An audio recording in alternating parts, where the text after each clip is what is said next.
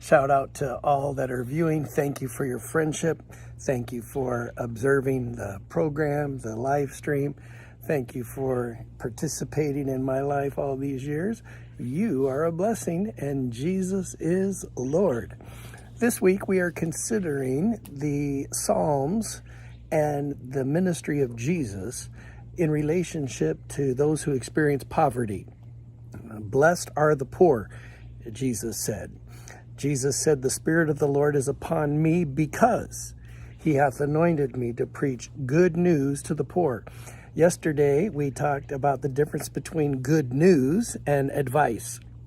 We do not have advice alone. We have good news, and that is Jesus cares for you. Jesus cares for the poor.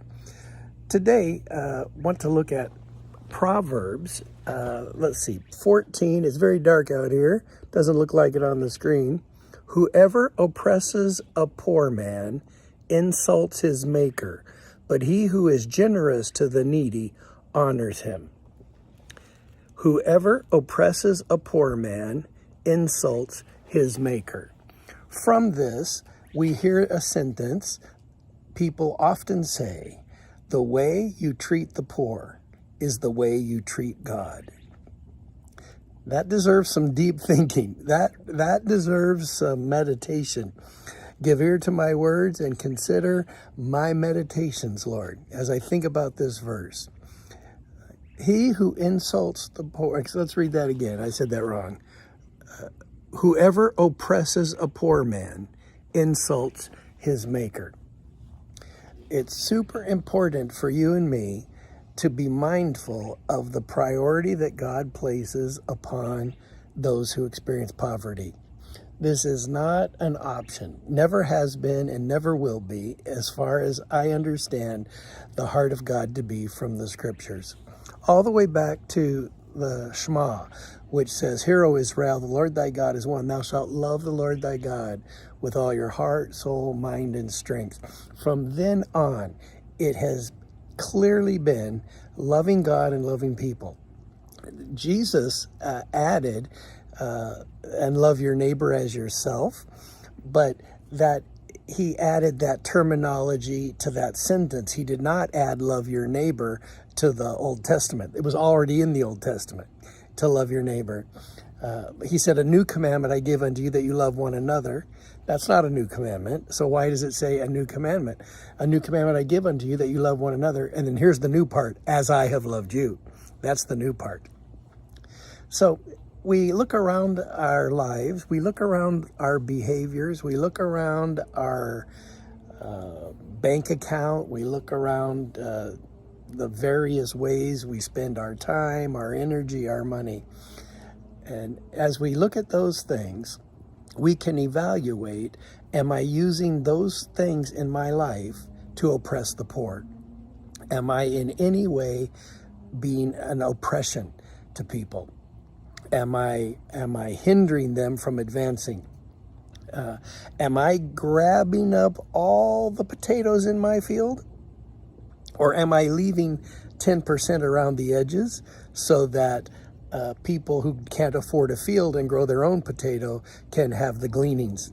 Now, the reason I use potatoes, when I was young and we were itinerating as missionaries, my parents were itinerating.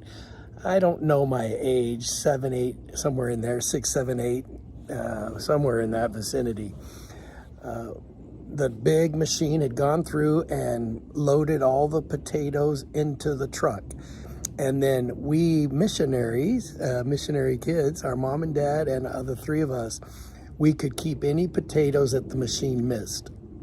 It's pretty moving to me that part of my nutritional plan as a child, part of the way I fed myself was by somebody who left some for the poor. I so appreciate that. And I wish I knew who owned the field. I'd thank them today. Flip it over to the Christmas where we received a missionary box. Church sent us a missionary box to say thank you for our ministry. We were so excited. We opened it up and inside included used tea bags. And it said, "Hope these are helpful. They've only been used once." And I think if I remember correctly, my mom just got kind of teary-eyed by receiving used tea bags. When you oppress is kind of an action against. It is, let's use the word pressure. When you pressure against the poor, you insult God, their maker. You insult God. I insult God when I oppress the poor.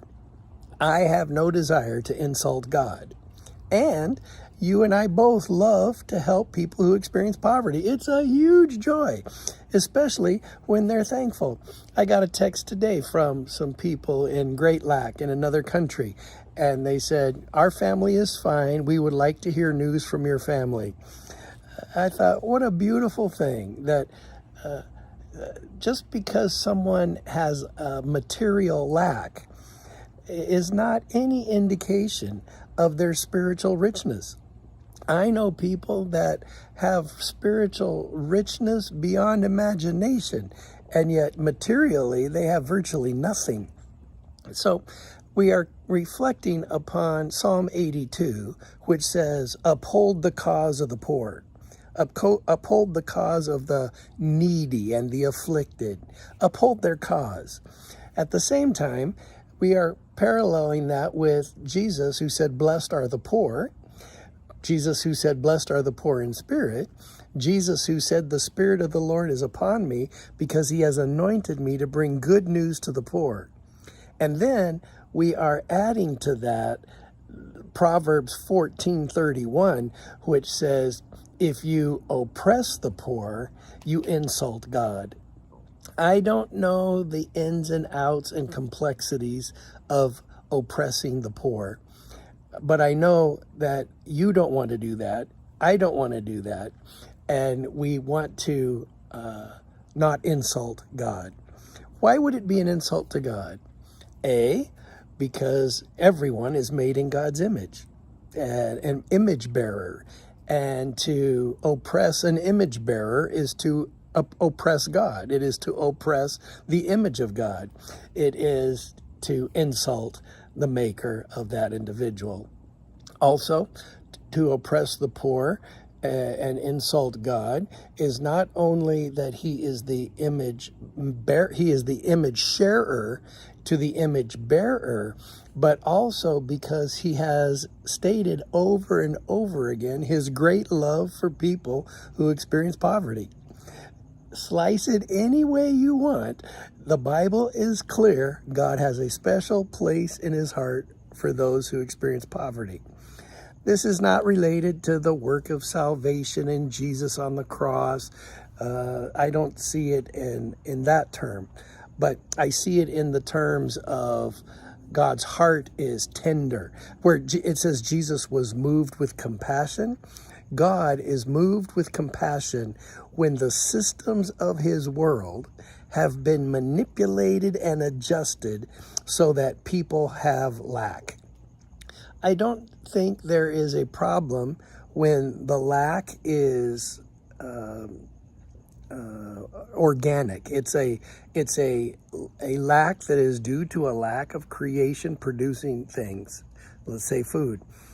The problem is when there is somebody that oppresses or manipulates God's creation so that others cannot have advantage of God's creation. And one thing here, for example, is we have an orange tree right over there, and we don't eat that many oranges. We can't eat that many oranges. That one tree produces more oranges than we could ever use. Can you imagine if somebody came along and said, "Could I have an orange?" And we oppressed, and we put ways to say, "No, stay away from our oranges." It's ludicrous, but we could do that, and it would be an insult to God, who is our maker. So as you reflect on today's psalm for today, think about the possibility that the way you interact and treat the poor may be the way you interact and treat God. For if you oppress the poor, you insult their maker. If I oppress the poor, I insult their maker. And so we can flip it. When we care for the poor, we bless their maker. And that's what we all want to do. We want to be a